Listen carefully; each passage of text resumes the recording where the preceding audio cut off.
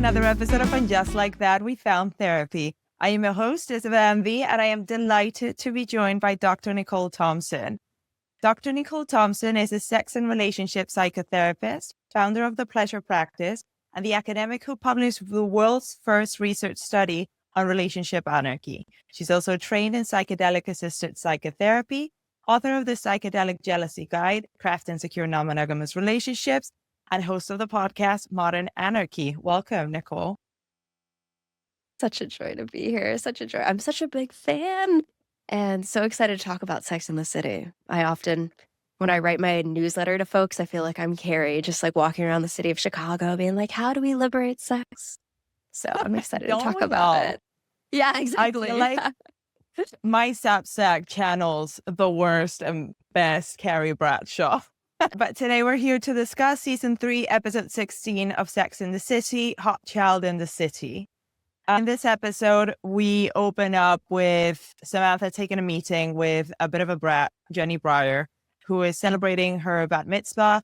And she is kind of out of control, being like, well, you know, what do I know? I'm just a kid, but I guess we'll be fine if we can swing this for under $1 million. And this is how we get introduced to the theme of the episode, inner child, being a child versus being an adult. And then the girls are grabbing lunch at the latest hip thing during power lunch, hot cafeteria cuisine, whatever that means. Miranda is looking at a guy, and then she starts talking about her TMJ, saying that she's going to go to the orthodontist to fix it and blah, blah, blah. And then the girls are acting like, you know, teenagers in the school cafeteria, and they're like, oh, but he's cute. You should go and say hello and blah, blah, blah. And she's like, no, stop looking. No, I want to talk about my TMJ. And then eventually Carrie's like, you know what? I'm going to write your number down, go over him and take your number to him. So my first question to you is, what do you think of Carrie taking the note over? Friend or foe? I don't love it because for even more context, Miranda is repeatedly saying, no, Carrie, do not do this. No, do not do, like, said, I think like 5, 6 different no's at that point, and Carrie really pushes her off. I mean, if we really ground in consent culture, right, that there was multiple no's there. And so to extend that without Miranda's consent, that was, I know it's playful, but also like that's not consent culture. If I tell my friends not to do something and they push me beyond that, I'd be like, can I trust you in the future? Yeah. I mean, I have to say, if I put myself in Miranda's shoes, I'd be super okay with Carrie doing that for me, as long as he was a yes. If he was a no, I'd be like, why did you have to do that? But, I have a bigger issue with the fact that when Carrie gives him the note, he says, tell your friend Miranda to call me, and gives Carrie his number. I'm like, whoa, ball was in your court. Do you agree, or do you think that I'm reading too much into it? No, I mean, I thought it was a great question because I know you sent me that via email to think about, because the first time I watched the episode, I didn't even catch that. I was like, oh yeah, whatever. and then when you sent the email and I was going back through and I was like, you're right. This is really fascinating. And we know that the writers chose that, right? They chose that intentionally as a moment. And so I wonder if that's giving a nod to female empowerment, to have Miranda call and to have her initiate and do that and kind of give her that opportunity. Or is it kind of him, negating the responsibility to take the next move and kind of like not as empowering? I mean, I'd be so curious if I could sit in on the writer's board and be like, what was your intention with that? Because I didn't even catch it the first time, but you're so right to point it out. I unfortunately think I've been in the dating scene for way too long, and I am super sensitive for these things. After their lunch, Carrie goes over to her favorite cobbler shoe guy, and she is distraught to find that the cobbler's gone, and now there's a comic shop, and she meets Power Lad. They have this kind of like cute interaction where he's like, oh, you know, he moved back to Williamsburg, Brooklyn, not Colonial, and now I got the rent, but like if my sales continue to be as they are, got to move as well. And I think we keep seeing the theme of like, okay, this grown ass adult has like a childish hobby. There's a lot of like very shy, childish boys at the shop as well. In the meantime, Charlotte is dealing with a very grown up problem. And she is determined to find a solution for Trey's problem, which we found out was erectile dysfunction, not physical, but emotional. Charlotte finds this invention that is like $8,000 worth of hydraulics for Trey's penis. I am dying to know. Please tell me, what does that mean? Like, how does it work? And what do you think about the way that Charlotte brings it up to him?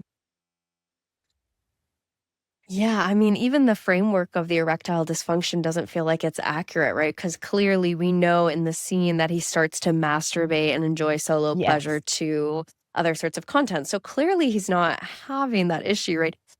It seems like it's a bit more of the intimacy that's going on between them, which we could get into, but the way that she brings it up, I remember she hands him this piece of paper which shows the hydraulics, right? Of, oh, we could get Yes. this fixed.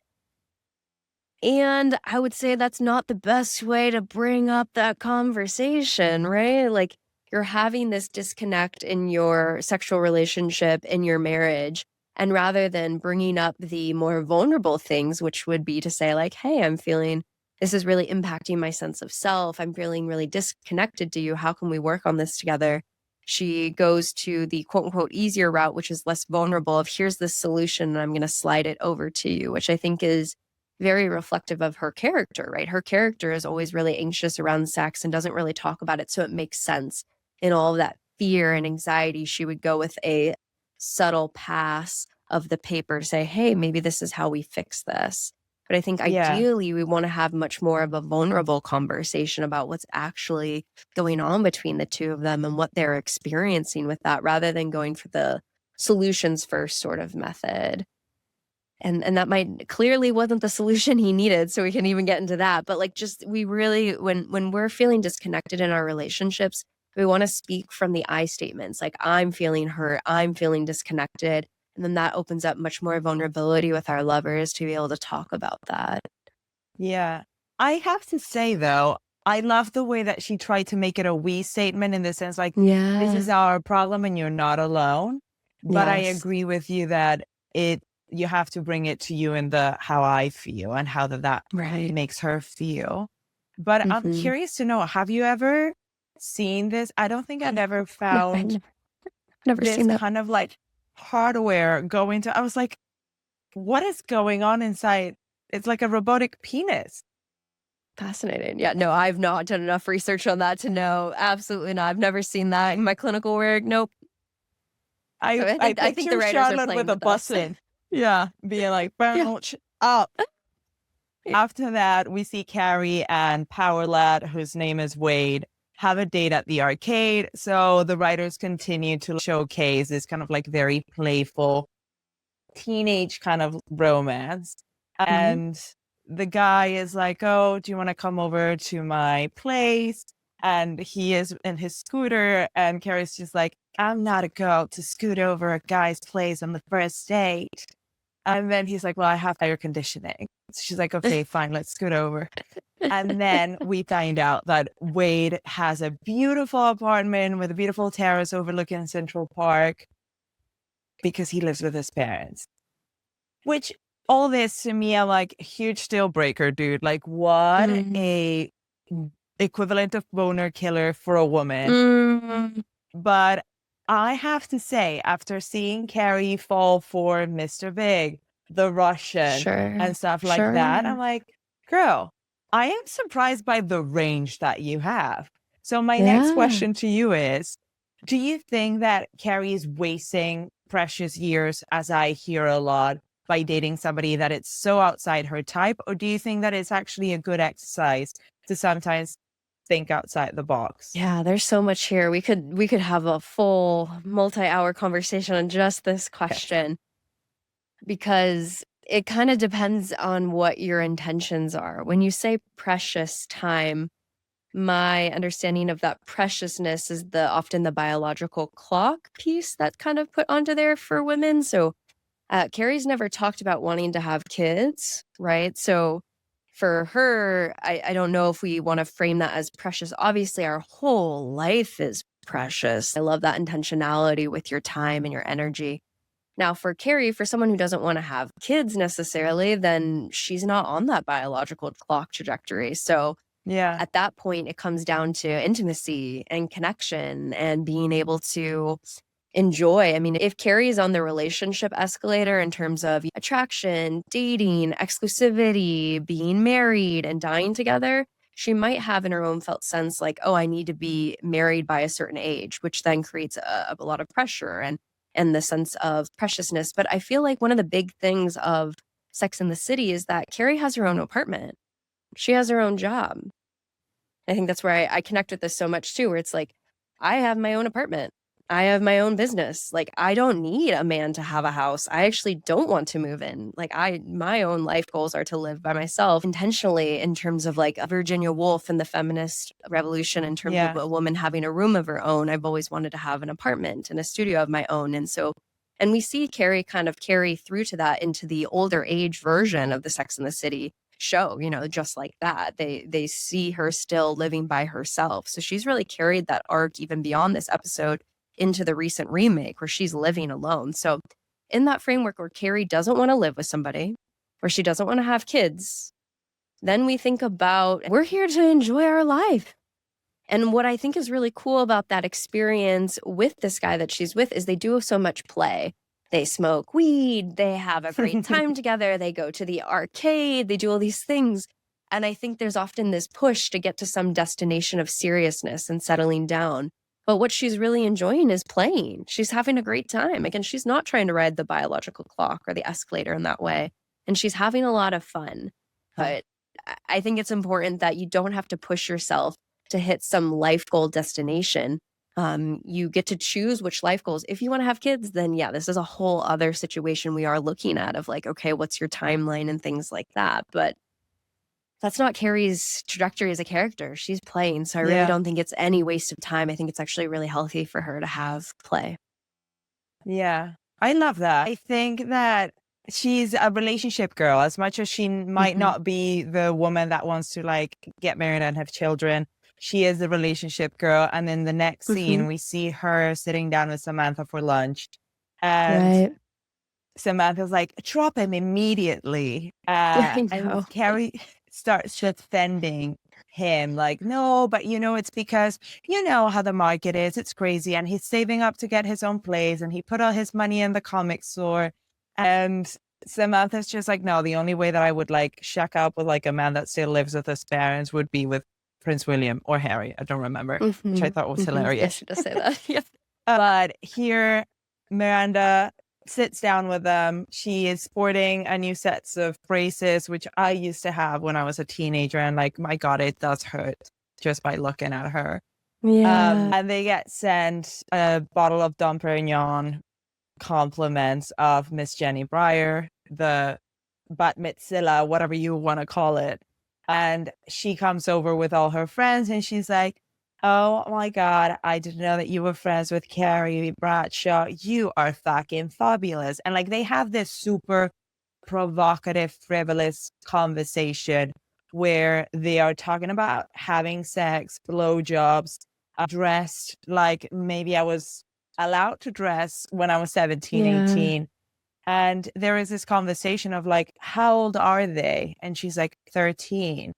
And I'm like, but they dress like, yeah. And they talk like, yeah. It's like them in their 30s. So my next question to you is, what did you think about this clique? And I think especially in this day and age, I see a lot more like very hurried growing up. What did you think of this? Yeah, especially with the internet, even more so than when this was made, right?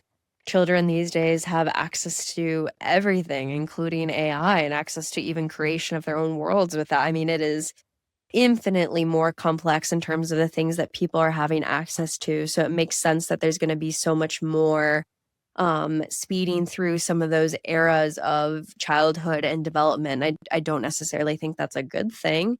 I think that when you look at what they're reaching for the ability to have a lot of freedom. They're reaching for the ability to have sexual experiences.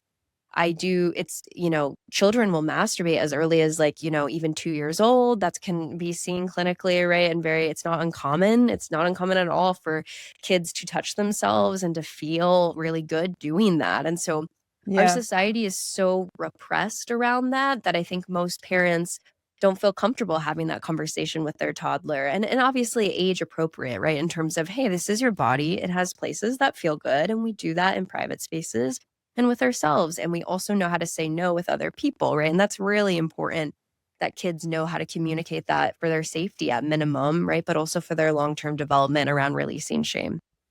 So thinking about how that's not the world we live in, most people don't do that. It makes sense that at 13, you're right, starting to have those hormones, you have so much more access to the internet that was coming out at the time. And you're pushing because our society is so repressed. They probably didn't get a very age appropriate level of education along the way, right? So once you get that first taste of freedom, you start to really step into it. Be like, hey, look, I'm this, I can do that, I can have this sex and all of that. I'd love to see another world where people are really taught from a young age, more age appropriate ways. And what we know is that the more repressed you are, the more it comes out in problematic ways. Right. So what we're seeing with them when they're using it as control and ability to feel older, to feel respected, I think some of that is the repression that often comes from our society, especially around sexuality in children, because it's often such an area so many parents kind of tighten up around. But then we see kids being uneducated, exploring things that are not safe, doing things like that. And so I think that's kind of that edge of them trying to reach into freedom when it hasn't been age developmentally shown to them in that way. As adults, it's so hard to play. Truly, it is so difficult to play. I run a pleasure liberation group on sexuality. It's a 16-week group program. And when I was making the content for that, I have a discussion of pleasure. And the 3 components of pleasure that I think are so important are presence, practice, and play. And even when I was looking for art to include with play, just a quick search of play, and it shows kids at a playground, like not adults. Yeah.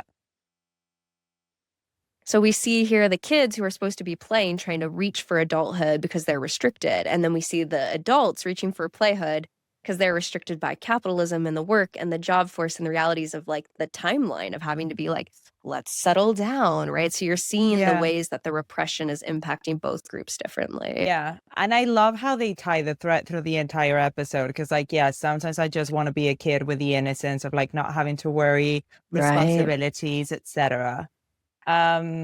But after this, Miranda goes on her first date with a guy from the cafeteria and she is talking to him and like being super cute and she smiles at him and she has a bunch of like, I think it's like olive tapenade. It's horrendous all over the braces. And the guy brings it up to her and she's mortified. So in the next scene, she's talking about it to Carrie and she was just like, I'm never dating again because I am mortified. It was horrendous. And then they have this really candid conversation when Miranda says, well, I don't think I could date a guy that wore braces. What do you think about that? Do you think that she is more childish than him for that? Yeah, in some ways, right? Because it's not all about the physical attraction, right? And the braces are a short period of time, right? She's sitting in so much of the felt pressure of society. Even if you were talking about like, are we wasting time? There's these other pressures that we have that like, yeah, you should look a certain way. Adulthood doesn't have braces, right? You shouldn't be attracted like you're saying, even with Samantha in that moment with I would only want to date a man who has a full life built out and money and establishment. There's all these different pressures here around what is acceptable or not. Let alone Samantha kind of talks about coming from poverty, right? So like you can see how maybe some of that is coming out for her of like then wanting the provider. And especially we could get into gender roles around men and providing too. And so yeah, there's a lot here. You see how all these different systems are impacting them, right? Rather than actually saying, hey, I really love this human. This is a person I'm in love with and I want to be with them, whether they have braces on or they go through a period of disability or anything in the world. Like what does it mean that we're ultimately landing in just the physical rather than the actual soul connection of a person? Yeah, I think there's a lot to unpack there. Yeah, I was super disappointed on Miranda in this scene because I was like, oh, Yeah. you're the one that has like the good head on her shoulders. Right. But the next scene is the best, and I'd love to have you here for this because Trey and Charlotte are at a therapist's office, and it obviously was someone that Trey found through the referral network of Yale alumni. And Of course. of course. But like, it's so funny because the guy starts to talk like, maybe we need to, bring the stakes down. Sex can be something that is very intimidating and like the stakes are very high. So why don't we refer to like our genital parts with like a name that is not maybe as aggressive? And he mentions the fact that a client called his anus, I think it was a chocolate star chip or something like Starfish, I think. Yeah. Starfish. Yeah, that makes more sense. I was like, can't forget that one.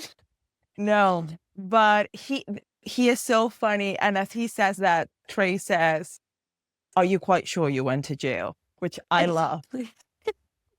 But I am very curious because obviously he's trying to get them to have an exercise when they go back home that is like to sit down, look into each other's eyes and share a sexual fantasy where they don't say vagina and penis, but they say Rebecca and Schooner or whatever their nicknames were. What did you think about this as a professional that works, I'm sure, with couples in very much this part of relationships? What did you think about this Yale psychotherapist? Yeah. I appreciate that he stayed in the moment, right? And he gave an example of another client of like, hey, this is what other people have done. And he kept it very, like, when you watch him do that scene, he doesn't feel uncomfortable. Some therapists are really uncomfortable to talk about sex. So his ability to kind of laugh with it, stay present with it, I think that was all really good. It's interesting to kind of have this bait and switch, right? Like, rather than actually sitting with the discomfort and really sitting with it to kind of be like, here's a crutch. Now, crutches are helpful when we have a broken leg. So who am I to say that that's not the best? I don't think that's the approach I would go with because it just feels like, when do we then take the crutches off and actually start talking about what this really is? I think when they say those words and they're like, oh, I feel really tight, my approach would be, okay, where do you feel that in your body? Yeah. Oh, your stomach feels really upset right now. Your chest is really tight. This is where we do bottom up processing, which is using the body to change the mind. So with the body, we would do that scan, we would do some grounding techniques, and we could really take some long, slow, deep exhales, because when we're activated and we're stressed, quite literally, we move into a different part of the brain. So the prefrontal cortex is where we do all our executive critical thinking skills. But if we get scared, we go into the older parts of our brain, like our amygdala. And so the prefrontal cortex kind of goes offline. So at that point, now you're in your fear. You're not thinking in your critical, like, front part of your brain. So for me, I'd be thinking, okay, you're scanning, you got that going on with your body. Now we're going to take some slow, nice, deep breaths, like truly pacing in that way, rather than the pacifier or the crutch of like giving a different piece to it. I would do pacing with the body of like, okay, you're feeling that tightness. Let's stop here. And maybe that's all we do for session one. Yeah. Truly. Okay. The word vagina. Got it. Wow, I feel really tight. Okay, let's take some more deep breaths. Again, vagina, right? Like, until we could really sit with that. And hopefully there'd be some movement in that session that by the end we're having a little bit more ease to breathe with that. But that's how I would work. I just get a little hesitant around the like crutching to kind of do it. But I can also see what he's doing, which is giving them a space to communicate about this without so much charge. I like that because I think sometimes when you're so much in your head, being in your body takes that away a little bit. But as you mentioned previously, then they're back home and Charlotte hears Trey crying from the bathroom. So she feels so bad that she made him cry because the experiment when they were trying to connect about Rebecca and Schooner did not work out. So she opens the door a little bit and she sees that he is jerking off to Juggs. Yeah. Why do you think that Trey can be so sexual with something so removed as Women on a Magazine, but he cannot see his wife in a sexual light? Whew, what a question. This was my favorite one. I was like, there's so much here. Yeah. So, one, I always like to hold the space for our authentic desires, okay? Like, hey, this is just what he's into. We can just let it be. We can just let it breathe. This is what he's attracted to. And just honoring that for what it is. There doesn't have to be a problem about it. This is what he's attracted to. Larger chests, right? Big jugs. That is what he's attracted to. And we don't have to get so, is there a problem with him? Because I know sometimes the field of psychology can often come with that lens of what's the problem? What's going on? Maybe that's just what he's attracted to, okay? I think it's important to recognize that in terms of characters, right? Charlotte doesn't have a big chest. So maybe that is just a part of his erotic profile of what he's attracted to. And so we want to honor that for what it is. And that doesn't have to be shamed or judged or anything, right? Now, then the complexities of choosing Charlotte, if that is his erotic profile of really liking bigger chested women, like why did he date Charlotte? What's going on there? I think this is a pretty rich conversation to have. The reality is Charlotte is such a pretty princess character. And what we know from Trey is that he, in other episodes, he also has a really deep connection with his mom. His mom is really deeply integrated, so much so that she takes care of him. At times you kind of see her hover in the relationship with Charlotte and him and is really closely intimate. And it's almost like Charlotte takes over that role for him and plays that motherly role, right? Like it's almost like he can't see her in the sexual figure because he's replaced his mom with Charlotte, and that's not a sexual figure. Plus, we also have the other pieces going on of like the different identity factors that they really like. They come from a lot of money and the wealth. And Charlotte can really play that role of being the pretty princess and the wealth. And so she fits into this really easy mold of what his mom wants, of what they're doing, and all of these things. And so I really wonder if part of his attraction to her was finding another caregiver who could replace his mom and who could fit the social role rather than an actual erotic connection in that way. Yeah. I thought also about the Madonna-whore complex that Samantha had mentioned. I was like, look at Samantha. She knew. But then we kind of come to the ending of the episode where Miranda decides to get her braces removed because some people are laughing at her. Like, she's just so insecure about it. She's like, I can't. I'd rather suffer from TMJ. Then Wade shows exactly the kind of not grown-up kid that he is when his parents come back home while they're smoking marijuana. And because they had told him, if you ever do this again, you'll go sleep in the comic store, he cops out and says that it's Carrie's, and Carrie takes it with her. Samantha makes peace with the fact that she got to have innocence and a childhood, and Jenny Brier unfortunately called it short and is already starting to be an adult in her teen years. And Charlotte finds a purpose for the wedding proofs that were not suitable for framing by putting her cutout face onto Juggs magazine. Yeah. So I would like for you to maybe get some advice to the girls in this episode. So for Carrie, would you have pushed back if maybe you were Samantha as well when she was defending Wade to you, being the relationship girl that she is? I think my feedback would have been like, that's so great. You're having fun. Cool. What's your intention with him? Like, if you're just wanting to play right now and connect and have a great time, like, cool. Who cares that he lives with his parents? Now, the scene where the pot comes in, what really troubles me about that is that the way he lives with his parents, there's still such a power dynamic. What's happening in the show is that they're still controlling him of, hey, you can't smoke pot here and we're going to kick you out. Now that I actually have a lot of reaction to. Like, he is a full adult. He should be entitled to make his choices. I think there's the possibility for someone to live with their parents and feel like they have their own autonomy and their own choices. Like, does he have his own freedom? Does he have his own autonomy? Can he make his own decisions? And especially because Carrie has her own place, why can't you just invite him over to your house? Who cares? Like, maybe you just don't go over there, like as long as you're having fun. That's like my biggest question. Like, are you having fun? Are you in alignment with your values and your goals? And again, if this was Charlotte who wants to get married and all these other pieces, she is at this time, but like that sort of character archetype, I would probably be like, hey, Charlotte, like, curious if this is in alignment with your goals. I know you want to have kids and get married. Like, this guy seems like he's not really in alignment with that. So I think my biggest hope as friends is that I can support them with stepping into their own empowerment and their values of what are aligned with them. And so we see each one of the different characters having different arcs, different values, things that they crave. And so my hope as a friend is to support my friends with becoming more of who they want to become. And so in Carrie's narrative, are you having a good time, Carrie? I love that. I think that's actually good advice. What about Samantha? What do you think about the way that she related to Jenny Briers? Because I think there was a bit of jealousy.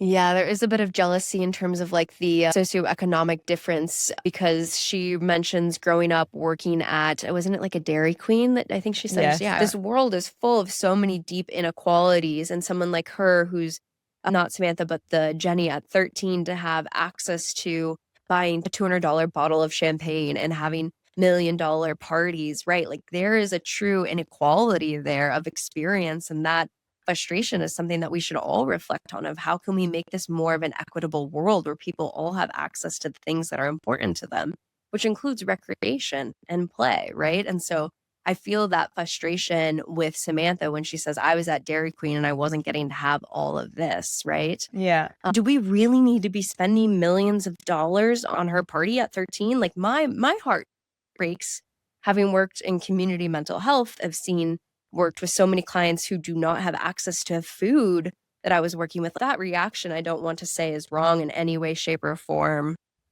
So how can we work with those systems? If she is taking her on as a client, how can we redistribute some of that money into other groups and people and mutual aid? And so she feels like she's actually being a powerful steward of that money. That's a powerful way to take that, of like, hey, this is the reality we're in. You want to hire me for this? I'm going to take this money and redistribute it to people who deserve this money.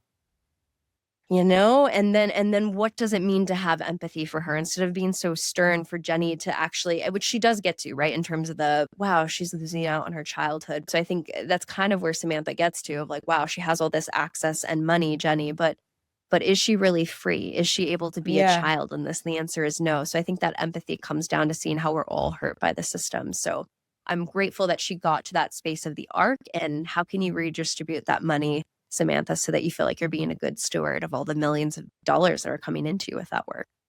I mean, she probably think that it was fairly distributed by going into her pocket, knowing the character. But I love what you're saying about having empathy and meeting somebody where they're at, because I have a big issue with the cancel culture that I think is what's causing such division in countries. And I think it's because people don't talk. Totally. And it's wild, like, to think about the money landing in her pocket. This is something that we see with the newer episode of the Sex and the City, that just like that, these are 4 white women. Like, where is the diversity in this cast? Like, there's truly none. They tried. They tried. Yeah, they were doing it and still for the failing. First season, it felt like, oh, let us cast the widest net that we can to check all the diversity boxes, but it was hard to keep the episodes to what we knew them to be. Because like, wait, whoa, there's the non-binary, the Indian girl, the Black woman. It was a lot. Yeah, and we need more, right? I think we need more, and that's why I'm so grateful in the new season when they bring in more diverse cultures. You know, Charlotte has a child who is trans. We have more Black representation and what that's like to create content. Like, I think it's a product of its time, where like they were pushing their own edges and boundaries and like still needing more. And so I think I'm really grateful that the new show is still trying to push a little bit more. Yeah, I mean, hopefully they're not canceled forever, but I do wish they would do it with less of a woke agenda. Because what I'm realizing as I do this podcast is how well written and how every single sentence tied back in to whatever the episode's theme was, almost. It was very intentional. And with the new seasons, it felt a bit like spray and pray. Like they're trying to make up for their Yeah, the let me mistakes in that see. way. Yeah, Gen Zers will, Yeah. TikTokers, whatever. It felt very much like that meme of Josh Buscemi or whatever his name is, being like, "What's up, fellow TikTokers?" I don't know. Yeah. Okay.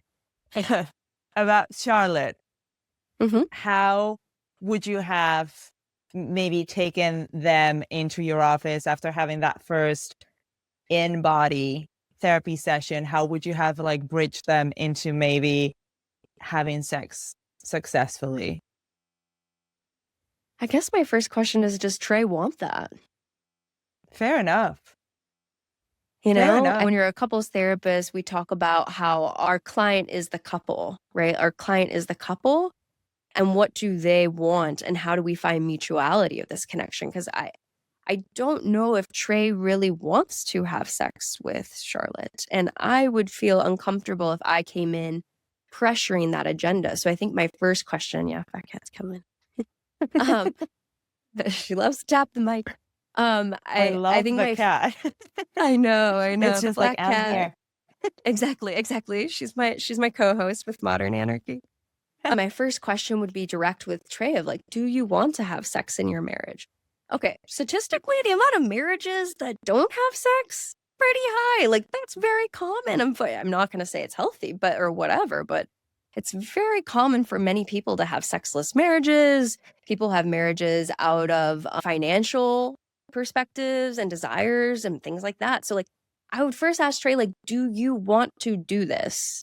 Yeah. And if he wavered, I'm not about to be like, you need to do this. At that point, then Yeah. I'd be like, hey, Charlotte, this is the person you're with.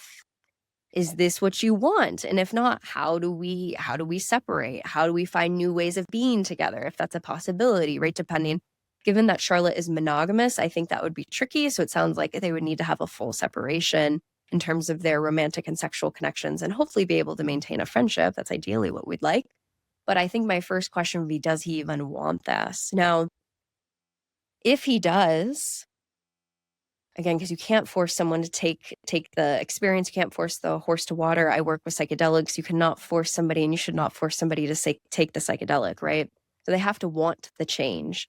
And so now if he does, now with Charlotte placing the face on the jugs, I actually don't think that's a bad idea. I mean, granted, she does it without his consent, which I don't love that. She goes into his stuff and does that without a full yes. But from my side, what I see happening is a rewriting of the neuronal pathways and the classical conditioning, right? So he is, especially if we're working from the theory that I shared earlier, that he is so enmeshed with his mom, and his mom has played the role of what traditionally a wife has played. And that's not a space where we cross into the erotic. So when he has Charlotte step into that role, he is having a really hard time stepping into the erotic. Okay, great. So yeah, now we're going to bring in more classical conditioning of seeing Charlotte as a erotic being. So yeah, she puts the faces from her wedding photos on the face of the people with Juggs. And so now every time that he is masturbating and solo pleasuring, he is learning to rewrite his neuronal pathways to see Charlotte as an erotic being. That's not a bad idea in terms of rewriting those pathways. I would love for the two of them to talk about what's going on and how that feels for the two of them, because I think in a lot of these scenes, we see how they're not talking about it at all. Even when she puts the photos on the magazine, they never have a conversation, and we never see a conversation afterwards. We just see him get off, and she's in the bed reading the book going with a little smirk. So my work would be like, how do we actually start to bridge these conversations? Even in the session with the Yale psychologist, right? They're looking at him. One of my favorite things to do in couples work is say, hey, can you actually look at each other? Yeah. How does it feel? What are you craving? What are you wanting in this relationship? Because it's the two of you. I'm helping. I'm creating the container to process this. But at the end of the day, it's the two of you. And you need to look at each other and say, do we want to have sex in our life or not? There are many successful marriages that never have sex. There are many open relationships that get that need through other people, right? Like, what do you want to co-create? So I think I would start in that first place. And then, yeah, for Charlotte's work, it would also probably be a bit of, how does she separate her self-worth from Trey's lack of attraction right now? Right. Right? Because you see her really struggle with that. But again, if she wants to have sex in her marriage, that's an absolutely valid thing to want and crave. And if he's not willing to do that, that could be a reason to reorient, to rediscover new ways of being in connection and potentially find other people to be able to meet that. Yeah. I think it kind of happens in the next episode. But okay, finally, Miranda, what do you think about the way that she handled the whole thing and like she removed the braces because she couldn't take it anymore? Like, I do think that yes, we grow older and we're supposed to grow out of like caring about not looking our best at all times. But when I had a pimple in high school, my parents would say like, you're still going to school. Now I have the choice. If I don't want to leave, I don't leave. And like, let me tell you, I haven't left the house sometimes because of a pimple. So what do you think about that? Do you think that that is a wound that is from her childhood or being bullied in school? Or do you think that we all carry a bit of that vanity with a bit more seriousness into our older years? Yeah. Well, from an evolutionary perspective, one of the biggest pieces is that we need to stay in connection with other people, right? So isolation is actually a form of torture, right? We put people into isolation. It's a way that we historically have managed communities. You're exiled, right?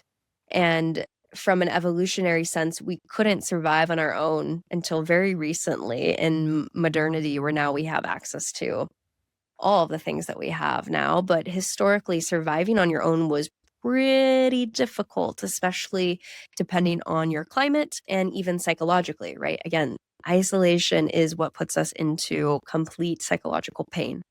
So that was a big piece of my feminist theoretical training in psychology, is how connection is at the heart of all mental health disorders, is a craving for connection. And we could nerd out on all of that, of what I was trained in. But for the moments of vanity, we're constantly in a world where we want to stay connected, and connection is equated to what is a cultural norm, right? So if at a young age you get really bullied around having a pimple and people really make fun of you, then you're feeling that disconnection where people are moving themselves from you, laughing at you from a distance.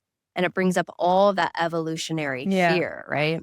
This is something I've felt even doing video podcasting and stepping into that. Like, can I wear my hair up in a bun? Do I have to wear makeup all the time? Will people judge me if, as a woman, I don't have all of these perfect put together things all the time?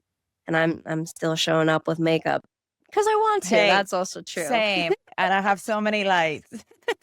Exactly. And I love it. I think that's another thing. Like I got laser hair removal on my bikini line, but like I grow out my armpit hair. And I think some people be like, what the, like, but to me, like, I like my armpit hair. I like the freedom. It makes sense to me. I want to have really like sex where it's clear, and this feels great to me, and it feels good. But like, but some groups of people will look at me and be like, "That's gross, Nicole. Like, how dare you do the French thing?" By the way, it's very common in Europe, right? But in America, there's a lot of like men who look at me and they're like, "Oh," but like, I really don't want that man who looks at me like that, right? So you have to hold the cultural connotations, right? So hence, where braces are okay in childhood, quote unquote, not okay in adulthood.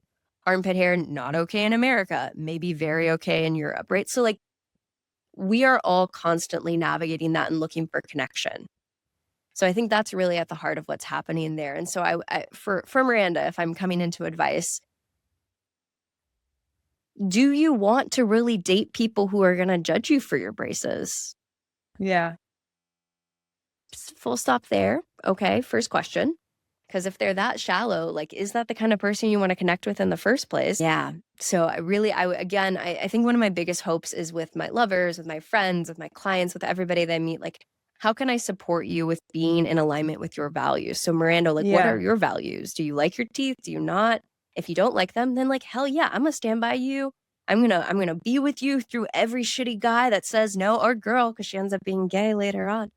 And it's so funny. In the scene, they have a line about her having a tongue with the TMJ. Do you remember that? Yeah. Being a tongue thruster would be good if you were a guy. Which is so funny because she ends up being gay later. So then I was like, oh, Miranda, you don't even know your trajectory arc yet, but it's going to come back. And this is actually going to be a really big gift. Oh, I hope they put that there on purpose. Yeah, exactly. Very long exactly. arc. I have one more question. Yeah. Because through all this episode, we also see Charlotte at one point when they get into that heated discussion with the psychotherapist. She's like, oh, Charlotte wondered like if they could go back before sex, complicated everything. And then all the girls meet at Carrie's to have a joint. And she says, I wasn't 34 going on 13. I was 34 going on 35. And how important do you think it is that we stay connected with our inner child and maybe let our hair down and let loose and not take ourselves so seriously, even if we have a lot of responsibilities and seriousness going on in our life? Yeah, what a good invitation for all of us to really sit with that. Yeah. Yeah. Yeah, well, I mean, straight up, we already know that cortisol, the stress hormone, is one of the most dangerous killers, Yeah. right? We know I that. stress a lot about that, which is, Yeah, you stress. yeah. I hear you, right? And so many of us are running on survival mode and stress and using stress essentially as like a drug to keep us running and functioning under these systems. I've definitely been there. I'm not speaking from any pedestal at all because I work. You were like your bio. There's so much. I'm like I work really hard, and so that's something I'm always trying to think about. Like how can I step into play? And we all need to be able to play because it's about balance. And so if you're always taking yourself seriously, ultimately that ends up becoming its own form of repression, which means it will come out in sideways ways, right? So how can we step into a more balanced lifestyle, which means, letting your hair down, being able to just go for the walk and not listen to the podcast at 2.5 speed. I love my clients. One of them came in and was like, I've been listening to sex stuff on 2.5 speed. I'm trying to learn. I'm trying to get better. I'm like, whoa, okay. Let's also just take a walk and just enjoy the beauty of the outside world that we have. Because again, so many of my clients, they come in and they're like, I want to have a better sex life. But the reality is you don't just step into a good sex life in the bedroom. You have to feel pleasure in your life in other areas.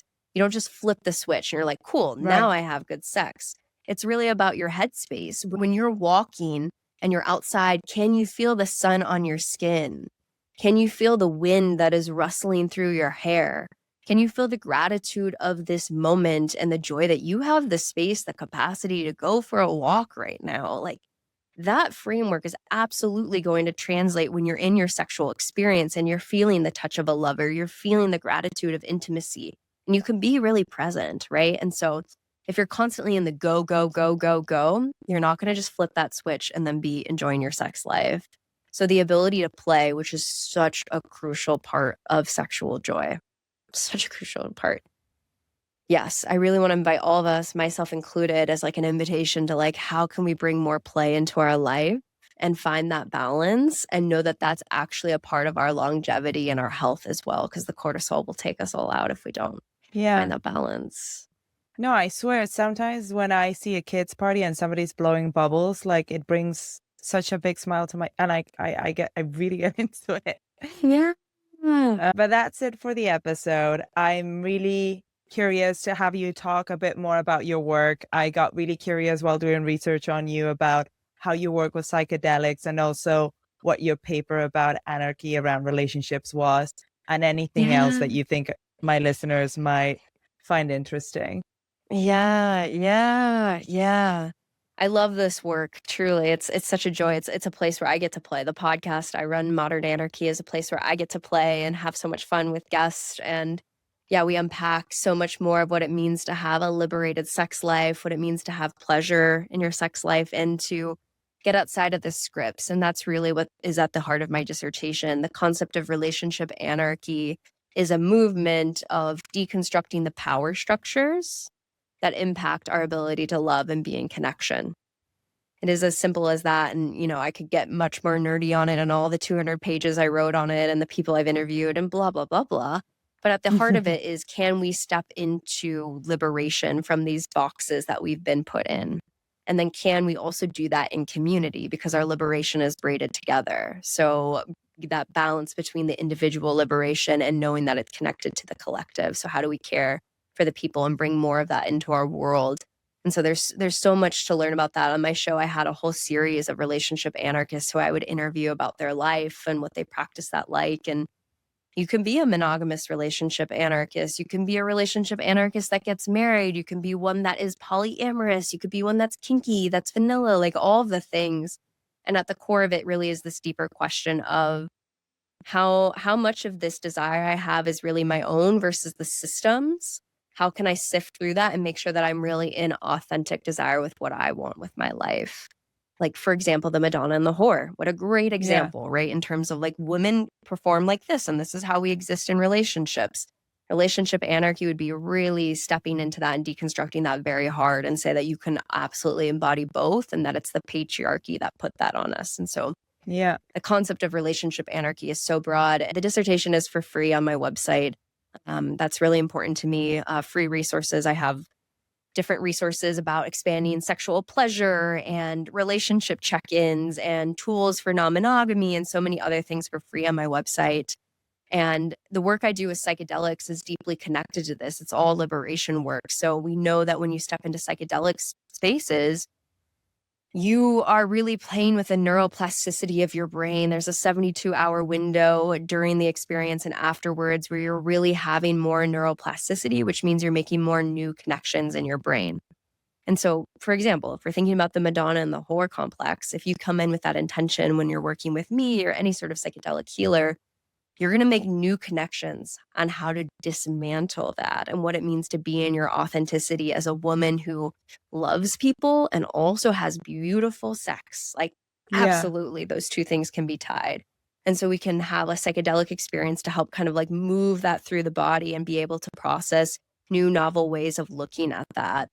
And so, yeah, there's so much power with psychedelics and there's so much going on in the movement that's really at the heart of dismantling these power systems for more freedom and collective care.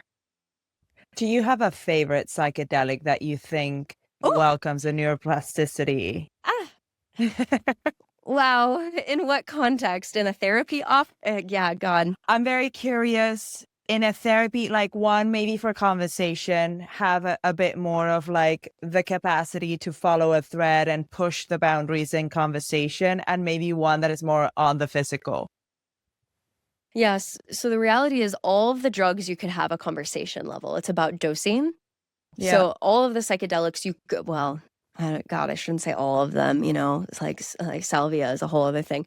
But even that, like most of the substances you can have on a microdose or in the psychedelic framework, we call it a psycholytic dose. So that's when I would take a client in a smaller dose and we actually are doing talking during a session. So I want to say that like you can take a microdose of Molly, you can take a microdose of LSD, you can take a microdose of psilocybin. Like I could just list the whole thing out. So if you are interested in doing more conversation in that is possible with all of them. And also the more intense psychedelic trip is possible with all of them too. And each one's going to have a little bit different feeling in the body. Like when we're working with MDMA, that is a stimulant. So you will feel that as a stimulant. You'll have that jaw tightness, especially if you're going into higher doses. And that is a very different experience than ketamine, which is often a dissociative. So there's much more softening of the body and it can kind of feel like you're in a warm bath. Yeah. Now, where they each take you, I mean, that we could get into the specifics of all of it. And I love, it's kind of like my polyamorous heart is saying, I love each one of them for their own unique sides of what they bring. I'm like, you can't force me to tell me. Yeah. In a therapeutic context, I love ketamine because of the time frame. When we're working under systems of capitalism and you're paying to sit with me, you have to think about that. If we were to do LSD together, do you understand that could be a 16-hour trip that you'd be paying a therapist on an hourly rate for?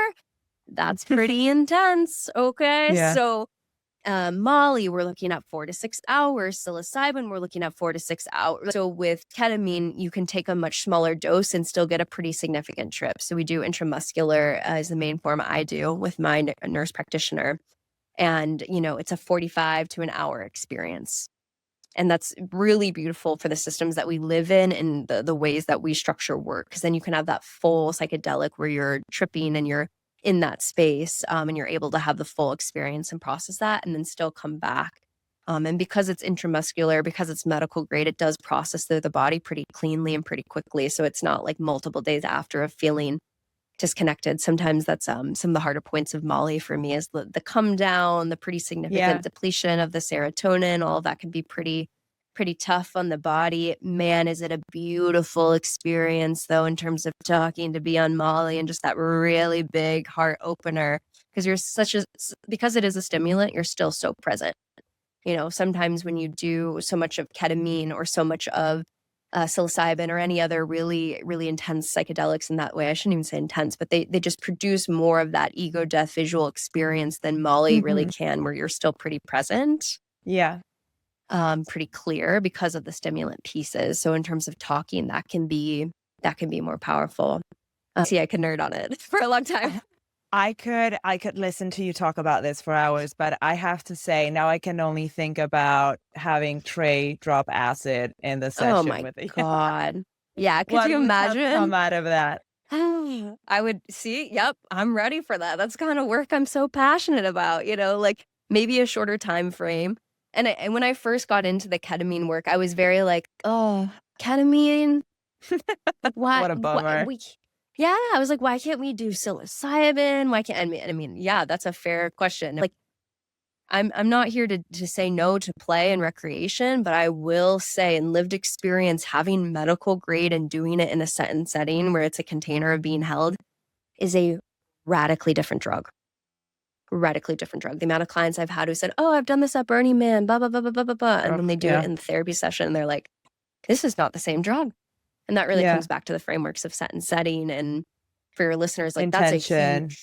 And that's a huge part of how I work, like with sex therapy and non-monogamy and relationships. Like, what is the set and setting of your relationship? What is the set and setting of your life? What are your sexual life, your intentions? And so the psychedelic jealousy guide that I wrote is really combining all the set and setting with non-monogamy and those sorts of frameworks. And it's a living, breathing thing that I'll keep studying, talking about. Fascinating.